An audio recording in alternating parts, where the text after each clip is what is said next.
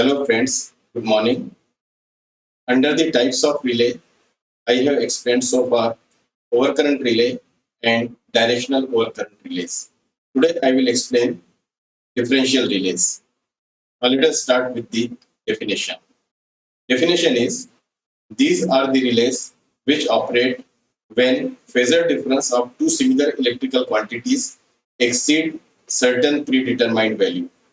So here two things are important. Number one, phasor difference, and second, two similar electrical quantities. So we have to take the phasor difference of two similar electrical quantities, and when it exceeds certain predetermined value, then the relay operates.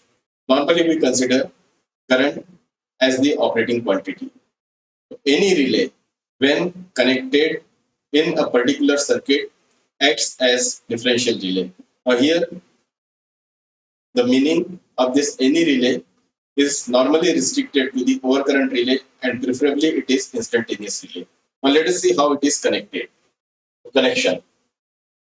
So this is the line. These are two CTs.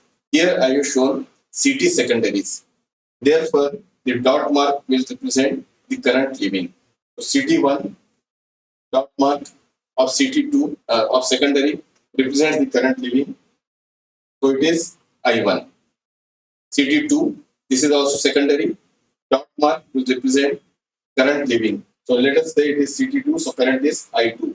So from here, current flowing is I2. From here, current flowing is I1. These CTs are connected with the wires. These wires are called as pilot wires. And the area between these two CTs is called as protection zone, protected zone. It can be transmission line, it can be bus bar, transformer, generator, or motor. Anything which we want to protect will be connected in between these two CTs. For present discussion, we are saying that it is the transmission line being protected. Transmission line or distribution line being protected. So the area between CT1 and CT2 will be protected. So here our requirement is two CTs. They should have identical CT ratio. Then we require the connecting wires for them. These connecting wires are called as pilot wires. And at the equipotential point of these pilot wires, we are connecting an instantaneous relay. R is an instantaneous relay.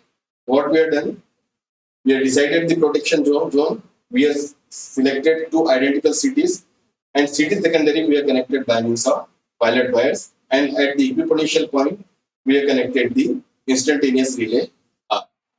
So current entering this relay from this side is I1, from this side is I2. So relay current is I1 minus I2. Obviously, this is phasor sum. So relay current is I1 minus I2. And operating condition is when IR becomes more than I pick up, the relay operates. This is nothing but the operating condition of the instantaneous relay. For instantaneous relay, the relay operates as soon as current exceeds the predetermined value. So this is the operating condition of instantaneous relay. And as this relay is connected in the differential circuit, this is called as differential circuit. So this is acting as differential relay, but operating condition remains same. That is IR should be greater than I pick up. So that is the connection part. Now let us check how this instantaneous relay, when connected in differential relay mode, how it performs. So we consider three different conditions. One is normal or healthy condition, second is external fault condition, and third is internal fault condition. Now here I will define two important terms.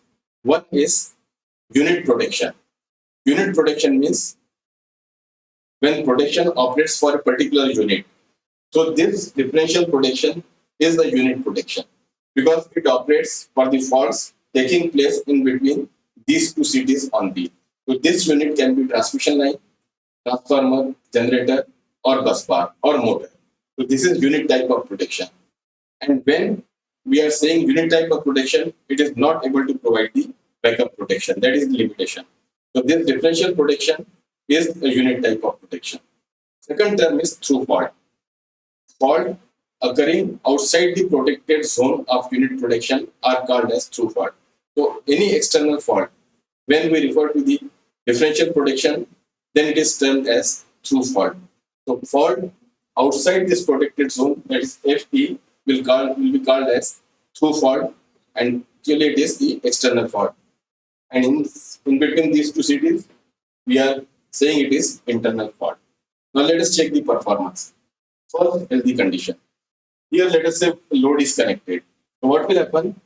In between these two cities, there is no tapping point, no load is there, nothing is there. So whatever current is coming from this side, that is leaving this city. So current entering the protected zone and leaving the protected zone, that is same. So I1 is equal to I2. Therefore, IR, that is the phasor difference of I1 and I2, that is 0. So relay will not operate. Now consider external fault, that is through fault. So whatever fault current is there, that is directly going to this fault. So current coming from this side and going out, that will be same. So again, I1 and I2, they will be same, and relay current is 0. So for external fault also, the relay current is 0. Therefore, the relay is not operating. Now consider internal fault, that is Fi. So if source is at one end only, then current will come like this. All the current will flow to this fault. So I2 will be 0. Current is not going to the load side. So I1 is there, I2 is not there. So I1 minus I2, that will be equal to fault current, and the relay will operate. So for internal fault, the relay is operating. Now, if we consider source from both the sides, if sources are from both are on both the sides, then for this fault, current coming will be from this side, from this source, and from this side, it will come like this. And if fault is not there, then entire current is going in this direction. But when internal fault is there, the direction of current has reversed. And here it is phasor difference. So again, IR will be equal to something that is equal to internal fault current, and the relay will operate. So we have seen here that when it is healthy condition or external fault, the relay does not operate. When it is internal fault, the relay operates, irrespective of whether source is at one side or sources are at both the sides. So in this lecture, I have explained what is this differential relay, how they are connected, what are the equipment or apparatus or instruments required for connecting any relay in differential mode, and performance of this distance relay. In next class, I will explain the factors which affect the performance of the relay, that is, factors causing the mal-operation of the relay. Mal-operation of the relay means relay is operating for the true fault also. Those factors I will explain in my next class. Thank you.